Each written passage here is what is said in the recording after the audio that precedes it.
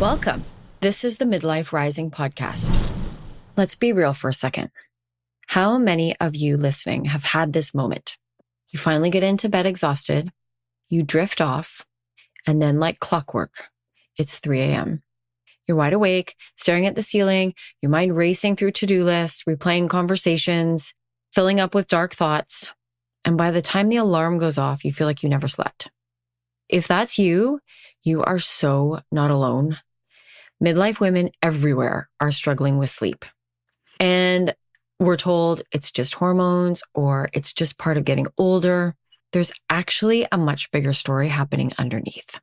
In today's episode, Sherry and I are pulling back the curtain on what's really going on when your body refuses to sleep. Why the quick fixes out there usually don't work, and what you can start doing tonight to shift it. Because when you finally sleep deeply again, you don't just wake up rested, you wake up yourself. So if you've been dragging yourself through the day on caffeine, wondering if this is just the way it is now, this conversation is going to open up a whole new possibility. You're a woman over 40 who spent your life being the one who holds it all together. But now your body's changing and your soul is done pretending everything is fine. Welcome to Midlife Rising. We're your hosts, Sherry and Jen, twin sisters and modern medicine women, here to help you rewire your stress response, balance your hormones, and reclaim your feminine power. Every episode is a rebellion against the rules you never agreed to and a return to yourself. Join us where midlife isn't a crisis, it's a catalyst. Jen, I'm so excited for this topic. I'm jumping in first because it's like the most common question. I think it's the number one issue that midlife women feel. It's the most common complaint I get. All my friends are talking about it. This 2 a.m., 3 a.m. wake up. For me, it was the worst symptom I felt. Like it trumps all of them. And I wasn't just waking up at 3. I was waking up at 11 for about half an hour and 2 every night. And then at 2, I'd lie awake for 2-3 hours. Mm-hmm. Every single night for 2 years. Ugh. Yeah, it's so frustrating. It's probably, partner snoring is probably a close second. But like lying there awake is so frustrating. And you start, like, I think it's almost like a downward spiral because you wake up and you know you're going to lie there and you start to get frustrated. And then your cortisol kicks in even more because you're already you're starting to get even more wired because you keep looking at the clock and it's like 50 minutes later and then it's half an hour later and then it's 2 hours that you've been lying there and you're like, oh my God, I'm going to be so tired tomorrow. How am I going to get through the day? It's actually traumatizing. Yeah. Yeah. Well, and we know this, like this is what comes up on all those like scenes on movies where they're torturing people with the loud noise to keep them awake. And keeping them awake. Yeah. Yes. It feels like torture. It is. Well, and not sleeping is torture. Like you're actually putting your body through the ringer you're not putting your body through. Your body's going through the ringer when it doesn't have enough sleep. So if that's chronic. Yep. I started to get afraid to go to bed. Yeah. Like I didn't actually want to go to bed because it was this dark place where in the middle of the night, I was alone with my dark thoughts. And just like, it was such a lonely, place of torture for me. Yeah, that's true. Even though you might have somebody sleeping next to you, it still feels like a very lonely time when you're laying there trying to sleep. That's so true. I never thought of that. Because he was sleeping soundly and I was envious of him. I was like, oh, I want that. And so then you want to cry because you can see it's somebody else gets what you don't get. And it's awful. Yeah. So Cher, I have a bunch of questions for you. Okay. Let's start with, why do hormones play a role in this? And then like we know that the bigger culprit is the nervous system, but like explain I could tell you what I heard from my naturopath and from doctors and stuff, but tell us, I guess what people think is the problem. What I hear that they think is the problem is that They need melatonin. Like their melatonin is declining in, as they head into menopause or perimenopause. So melatonin is the problem. Magnesium. I mean, it's part of it. We're going to talk about that later. But it's not really the crux of the issue. A lot of women just think this is what happens. This is what happens when I'm stressed. This is what happens when you age. And they start to just lose hope and live with it. And I don't know that they ever really get a lot of answers. They get a lot of advice as to what to do, what to take, what to, turn off all your electronics, that sort of stuff. And we're going to talk about all those things too in a bit. But I think they get a lot of advice, but they don't actually get a lot of answers as to why it's happening. And for some women, like for me, this didn't actually just start in my 40s. I would go through periods of this kind of 2, 3 a.m. wake up whenever I got stressed. So I already knew that stress had something to do with it. And like I went through it when I was doing my MBA, and we had such a huge workload that I'd work all day and all night, right up to the point I went to bed. And then I'd wake up at 2 a.m. and go, oh my gosh, I have to be in class at 8. I'm going to be so tired and laying there awake, the whole thing. And then it would get better. And then I'd get stressed again. I'd go through a period of it again. But when I hit my 40s, it was like ongoing. That's what I didn't know at first. Like it was actually a friend of mine who said, when I was telling her about this 11 and 2 a.m. wake up, and she said, that sounds like perimenopause. Mm-hmm. And I went, oh. Yeah. And then the other story that I have heard from many women is, so first of all, they try everything, like the magnesium, the valerian tea, the sleepy time tea, chamomile, lavender, all the stuff. I even resorted to Benadryl at some point. Like every once in a while, I'd be like, okay, I'm just going to take an allergy pill or like something to make you drowsy. Mm-hmm. Something to make me drowsy. And so I could get like one night of sleep, but I didn't want to get addicted. And I don't like taking stuff. I don't take Tylenol even for headaches. So, but anyway, what I'm hearing from women is also, not just stress, but that it is just estrogen. And one of my friends actually just recently went on HRT because she hadn't slept for a year. And I held my tongue because I didn't want her to, she said it was like day and night. She said like now she sleeps, but she continues to work her 80-hour work weeks and didn't actually get rid of the stress. She just now has estrogen protecting her. And sleep is it's the first thing you got to work on. Like if you're not getting sleep, then you're not going to eat well. You're not going to, you're going to get the brain fog. You're going to lose your motivation. Like nothing else really works when you're not sleeping. If you sleep well, then you're going to get all the rest of it's going to be a lot easier to get everything else in line. Yeah. For me, it was a whole vicious cycle. I wouldn't sleep. Then I'd have caffeine, and caffeine doesn't do well in my system. And then I want to eat carbs all day. And then my blood sugar would be way off balance. So I'd get more hot flashes. And then I wouldn't be able to sleep at night. And I'd work longer than I should have because I couldn't get myself to think straight. I'd read paragraphs 5 times actually, before I'd actually understand what I was reading. And so I'd work longer and then I wouldn't be able to sleep again. Yep, exactly. And then you also aren't doing the things that are good for your body. Like you're going to skip your workout because you're tired. You're probably going to eat more carbs because your body thinks it needs fuel versus rest. If your body needs rest, it will sometimes like compensate with, okay, give me some carbs. Yeah, give me some sugar. Mm-hmm. Yeah, so that you get that That'll rush. wake me up. Yeah, exactly. Okay, so when you start sleeping, what does it look like? Yeah, well, it's the opposite of all those things. You wake up feeling refreshed, and this is entirely possible in your 40s, your 50s, your 60s.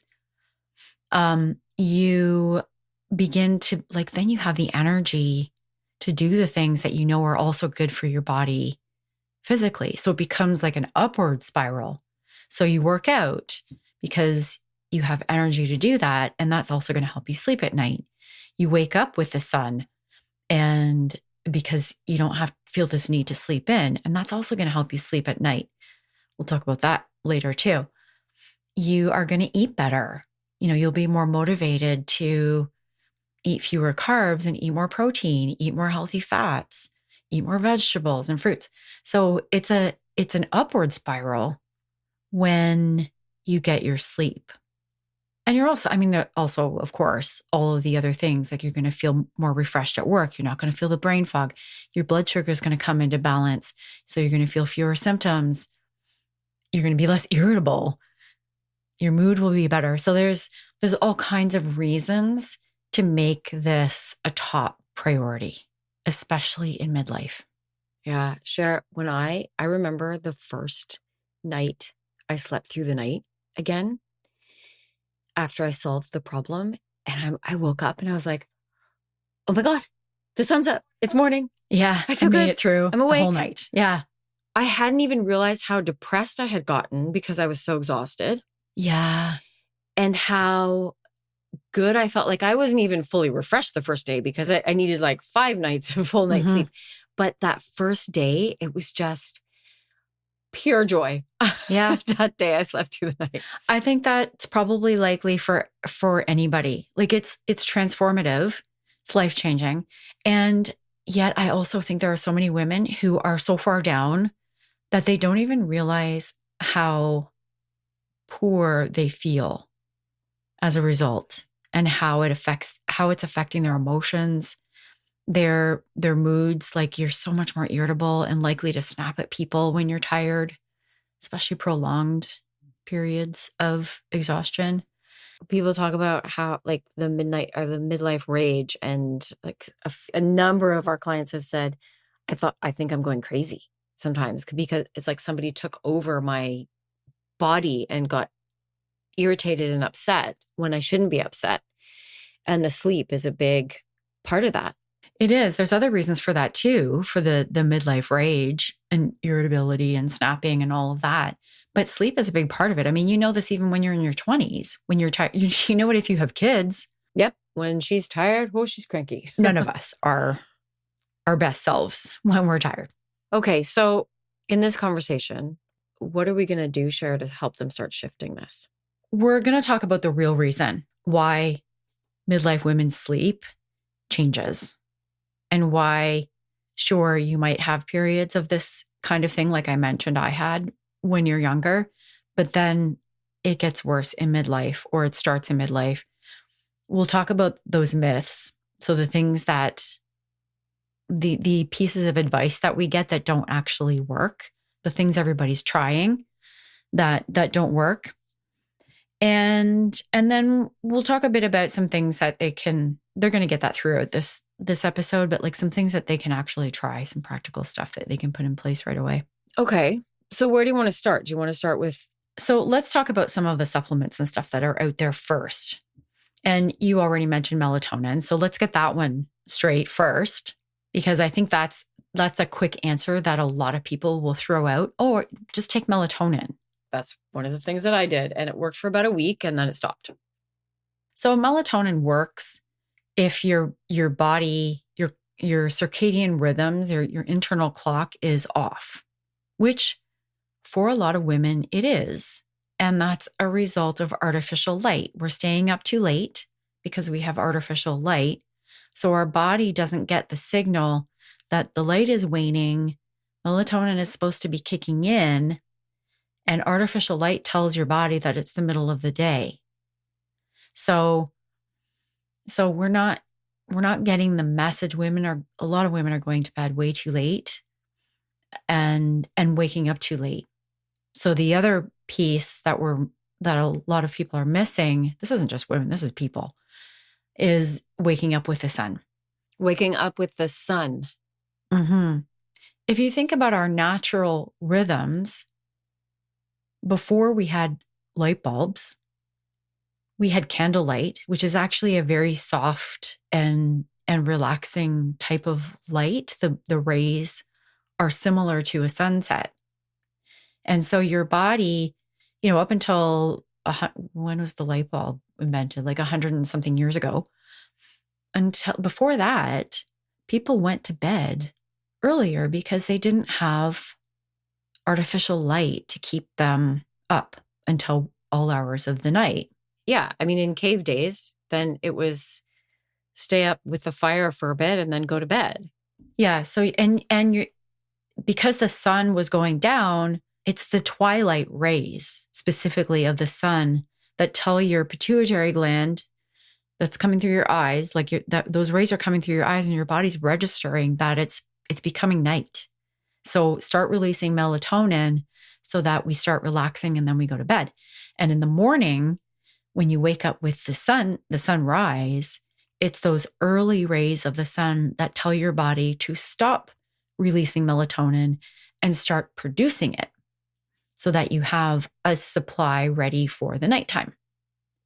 So these are maybe simplistic terms, but if you're sleeping in and missing the sunrise and not getting out into the sun until like 10 o'clock in the morning, you're missing a key part of the cycle. And same with the evening. If you're going to bed too late and you're using a lot of artificial light, then your body is not getting the signals about when to turn on melatonin, when to release it, when to produce it.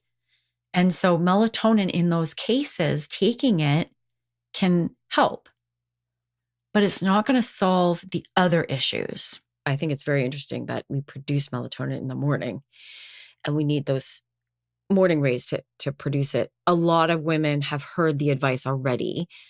Turn off the TV at night, da da da da da. And for me, I was like, yeah, whatever. Because that didn't help me. Well, it doesn't help if you then go into your bedroom and start doing other things or have, the lights on full. Maybe you've got the TV and your electronics off, but you're making lunches or you're, doing all the other little things around the house with the full lights on. Then it doesn't matter if you've turned the TV off. I think people don't understand why they are causing problems. And so they're maybe turning off their phone or they're turning off the TV or they're saying, yeah, whatever. And they're not doing it. There's lots of people like that too. Well, because for me, it wasn't falling asleep that was the problem. For me, it was the waking up in the middle of the night. Well, and that's the other reason melatonin isn't going to work. If you're getting the middle of the night wake up, then and falling asleep isn't the problem, then that isn't where melatonin comes in. Okay, so what other myths? I don't know that they're myths. They're just other pieces of advice that people are getting and aren't necessarily working. Magnesium is a big one. So just take magnesium. There's something called magnesium calm. That's a powder that you drink before bed. It helps you to calm down. It's not a myth because a lot of women are deficient in magnesium. And magnesium is something that actually is calming. And it also helps to balance your blood sugar, which is part of the reason why we stay awake. So it's not that it's a myth. It's just that it doesn't take care of the entire issue. It's helpful. And there are a lot of women who are deficient in magnesium. Most of us actually are. And so it's a good thing to actually take it. I recommend taking some magnesium before you go to bed. It's just you're not getting the whole picture. It didn't work for me. So I completely get that. What happens is that a lot of women are trying one or two of these things in isolation, and it's actually a system that's not working. So doing one thing isn't enough, or it's just not the whole picture. So magnesium is a piece of it and can be helpful, but it's not taking care of the entire system that's not working at optimal levels when you're in midlife. That is so true. I never thought about it that way. Some of the other things that I know people have tried that maybe don't work are the herbs. So there's passion flower, there's valerian, there's chamomile. And those are herbs that calm the nervous system. So they can help as well because your nervous system is coming into play if you're this is really, it's all going to come back to stress and cortisol. So we haven't got to the science part and how this does work, but passion flower, all the herbs, they'll help you to calm down. They're going to help your nervous system to calm so they can help. But again, they're not addressing the whole system. Okay. Let's talk about the system. Paint the bigger picture for us. So it really is about hormonal balance. Like we tend to think, okay, estrogen is the problem. I have low estrogen. That's why this isn't working. Estrogen doesn't work in isolation. Right. It works with progesterone. It works with cortisol, insulin. Your hormonal system is a system. That's actually the biggest myth, is that, oh, my problem is estrogen. I have low estrogen because I'm going into menopause, and that's why I have all these menopause symptoms. It's just low estrogen. No, your estrogen actually fluctuates. It goes up and down. You can actually have estrogen that's too high when you're heading into menopause. This is why HRT can sometimes not be helpful, is because it's giving you a dose of estrogen, but then there could be a month when your estrogen is actually too high. And so giving you more estrogen isn't actually going to help. So that's a whole other story. But the myth is that it's just estrogen, and estrogen is part of a whole system. So here's the crux of the issue. If you take one thing away from this episode, this is it. When you wake up in the middle of the night, it's a blood sugar balance problem. If you wake up, there's a lot of evidence that's showing that you're waking up because your blood sugar has dipped and you're not eating to fulfill that hole, that hunger. So instead, your cortisol kicks in. Because you're asleep. That asleep. Happens before you wake up. Yeah. And so your cortisol kicks in because that's what happens. If your blood sugar dips, your cortisol will kick in to raise up the blood sugar again. That's part of cortisol's job, raise blood sugar. I think that is a key point, because I am willing to bet that most of our population doesn't understand that. Like, a lot of people know about insulin and how we need insulin to help lower our blood sugar. Mm-hmm. I certainly didn't know it a little while ago that cortisol is what is released in order to raise our blood sugar again. Yeah, there are two hormones. Insulin and cortisol are the two hormones that work together. There's way more to it than this. This is a simplified version. But those two hormones work together to keep your blood sugar balanced. So if your blood sugar is too high, insulin kicks in. After you eat a meal, insulin's going to kick in to bring your blood sugar back down. If your blood sugar gets too low and you don't eat in order to raise it up, then cortisol is going to kick in. And what happens when cortisol is released? Well, if you think about when you're in a stressful situation, fight or flight, adrenaline and cortisol are released to give you energy, to help you flee or fight. So you're then at 2 or 3 in the morning with a bunch of cortisol in your system. Your body is looking for threats. So that's why it's going to start ruminating and looking for, like, my to-do list, I haven't finished this. Or like my brain goes directly to the shows I've been watching, which I've had to stop watching, like the murder, like a lot of shows that have like disturbing scenes, or they end on a cliffhanger. My brain immediately tries to solve problems. It's looking for tries to solve the cliffhanger. Yeah, it's always looking for like, what is unsolved? What is undone? What's not done yet? What do I still have to do? So your brain has got all this energy and it thinks it's in a stressful situation. Cortisol is running your system. Your brain thinks it's in a stressful situation, so it starts looking for threats. So even if you're not stressed, your brain will start looking for something to worry about. Which is, we spent 3 live calls in our program while you were away on this about like this ruminating at night. And like, people talk about dark thoughts. They talked about how they couldn't get their mind to stop working.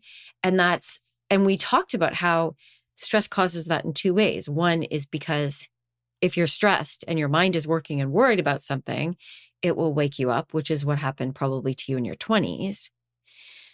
But it also causes the cortisol release, which can cause the dark thoughts because your mind is looking for threats, which is why your mind goes to a TV show. Mine does too. Because our brains don't realize TV shows aren't real. Exactly. They don't distinguish. No. So my brain goes to it's trying to plan. It tries to solve problems. It tries to do all these things. Replays conversations. It looks for moments when when have I embarrassed myself? When have I said something stupid? When could I have said this instead of that? It goes to anger, like moments when I've been angry. So yeah, that's all. I'm sure our listeners are going to relate to that part of it. What happens when you wake up? Here's the other piece that was mind-blowing to me. There's some studies coming out that show that when your estrogen declines, when your ovaries begin to decrease their production of estrogen, your insulin actually becomes less resistant. It becomes more resistant. Sorry, it becomes more resistant. So it's not working as well as it used to. It's not as effective as it used to be. So then your blood sugar is going to be, it's going to go on a roller coaster. And then on top of that, we're not doing ourselves any favors in the cortisol or insulin, like to balance our blood sugar. We're using caffeine to get through the day because we're so sleep deprived. And caffeine, actually, that's exactly what it's doing, is telling your body to put blood sugar into your system, like to put glucose, break down, find your glucose stores and put that sugar into your bloodstream so that it gets to your brain and you get a hit of energy. So it's just fueling the roller coaster, the blood sugar roller coaster, by drinking caffeine, reaching for the carb heavy snacks. That vicious cycle, it's actually making the situation worse. You know what? I love the way that Mindy Peltz puts this in her book, The Menopause Reset. She talks about how estrogen protects cortisol. Yes. I love the way she actually, she also, what's the word? Like hormones have genders and she refers them all of them as a she or a he or a something. Yeah. That was mind-blowing for me, like to think of it that way. Rather, it's not just the estrogen drop. The problem is that we've been running with all this cortisol in our system for so long. And like 90% of women operate in stress, even if they don't realize it. And for years, our estrogen was protecting us from that. And then when estrogen starts to drop or fluctuates, we no longer have that protection. So now our cortisol raises even more. Yeah, exactly. And then, Cher, the second thing that I found so mind-blowing was that progesterone, I won't get the science right. It's basically that progesterone is needed to produce GABA. And GABA is a calming hormone or endocrine something that will calm down cortisol. So if your progesterone is also off, then you don't have that. So it's like this dual effect, and suddenly your cortisol is all over the place. Yeah, I think that's a whole other conversation, and we could get really scientific on some of this stuff. Like there's also the gut that becomes, a lot of women, their guts are imbalanced throughout their lives, but then that even goes awry even more in midlife. And your gut is where you have healthy bacteria that help to produce serotonin. Serotonin is produced in the gut. So serotonin, we all know, is a relaxing neurotransmitter. Which helps you sleep. Right. So if your gut is all out of whack, then your serotonin is also going to be low. That was the word. GABA is a neurotransmitter. Yes. So there's a lot of different things at play, but I think for the purposes of today, I think what we want women to know is that waking up in the middle of the night has a lot to do with your blood sugar balance. So that's really what it's one of the first things we want to do. And that's because of that cortisol insulin thing that is now off. Mm-hmm. So blood sugar balance, this is how to fix the problem. Yeah. So this is, again, it's part of a bigger system that needs a lot of work, but we'll give some quick fixes today that people can try. But if they don't work right away, or if they don't work well enough, know that, we're giving you a couple of steps here to our listeners. But if you continue to rush and ruminate about your to-do list, like if you continue to live a stressful lifestyle, which most women are, then you are going to continue to exacerbate the problem. So we can give you some quick fixes, but what we really want to do is work with you so that we can bring your entire system into balance. And that's how much, like, we can't do that on a podcast. There's some simple steps, and we're going to give you a couple of simple ones that you can try right now. Okay. So what is the first thing you would recommend? The first thing I would say is to stop eating after dinner. So hard for so many people. I know that's probably, it's a big one, but you should be able to finish dinner at, say, 6 or 7 o'clock and last until bedtime. If you're not, I would ask yourself if you're actually truly hungry, or if you're getting enough healthy fat and protein at your dinner. Or if you're just reaching for stuff because you're in front of the TV. And that's what you do. Yeah, I think for most people, they're not actually hungry after dinner unless they finish dinner at 6 and they're still awake, like they're still up and doing things at midnight. Yeah, maybe you're hungry, but don't stay up till midnight. As I said earlier, go to bed earlier. Well, not everyone eats at 6 o'clock either. I mean, we eat early because of other reasons, but that's also part of it too, like having a late dinner. If you have food in your stomach, yeah, that's also going to mess up your, like, cortisol and insulin are released every time you eat. So those, every time, if you're eating at 9 o'clock at night and then going to bed at 10 or 11, your body doesn't have enough time to balance out again. So let's dial this back for a second. So number 1, eat early. Have your dinner 3 hours before you go to bed. Number 1. And number 2 is quit the snacking before you go to bed. Number 3, if you can't quit snacking, then make it a healthy fat. Drop the carbs. So popcorn, chips, all that stuff is going to raise your blood sugar, cookies, candy, even fruit, yogurt. A lot of that stuff actually raises your blood sugar. So that's going to send your body on the blood sugar roller coaster. Instead, have some nuts, some seeds, half an avocado. If you're going to eat yogurt, make sure it's plain. Add some nuts and seeds to that. Make sure it's Greek or like something hot, like full fat. Forget the low fat versions of everything. And so you're getting some healthy fat. Fat is really what satiates you. It's what helps to balance your blood sugar. Protein and carbs digest first, and fat is the most satiating. So even protein gets turned into glucose in your body when it digests. Fat does not. Fat stays fat. Sure, that was mind-blowing for me. Like, I always thought protein was that's what we hear, right? Protein keeps you satiated. Protein and fiber. Which is it's true in that it's better than like white carbohydrates or pure sugar. So protein is definitely a better option, but that the best option is fat, like healthy fat, and that the healthy fat actually regulates your blood sugar. I just thought that was news to me when I first heard that. Yeah. So healthy fats before you go to bed.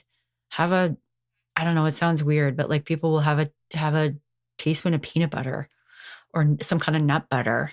I do that sometimes. Nuts is my go-to. I mean, I don't eat after dinner anymore, but even when I'm snacking in the day, that's what I have. It's nuts, seeds. Okay. Any more steps? I feel like those are probably going to be the biggest hitters. I mean, we did talk about a couple of other things earlier. Yes, take some magnesium. Because that's going to help to balance your blood sugar. Your adrenal glands, which are constantly producing cortisol and adrenaline when you're stressed, they deplete magnesium. So take some magnesium. That's not a bad thing. That's going to be helpful. Have some nice calming tea. Turn the lights down. Put your lamps on. Make sure they don't have daylight bulbs in them. Like put the soft light bulbs in them. Turn off the electronics. Electronics all emit blue light, which is telling your body it's daytime. So do all of those things, and also try these things around your diet, and really kind of see if you can let your body balance out its blood sugar before you go to bed. I think that's a great place to end. There was one other thing that I did that I'm not going to get into today about why it helped, but it was life-changing in terms of my sleep. Mm-hmm. But we can talk about inside our program. So if you want to join the program, we are taking an intake right now as we record this episode. So click the link in the show notes if you are interested in that. And anything else you wanted to say, Cher, before we close out? Other than to come back, because we're going to talk about more on sleep. Because what I was thinking about and what we were talking about earlier was how guilt comes in when we want to go to bed, like, and it keeps us from actually going to bed on time. Yes. And keeps us from resting. And so I really want to talk about that on a future episode. We're going to do that really soon. And so stay tuned. Come back next week and share this episode with someone you know who is having trouble sleeping. Amazing. All right. Thanks for listening. Thanks, Cher. Bye for now.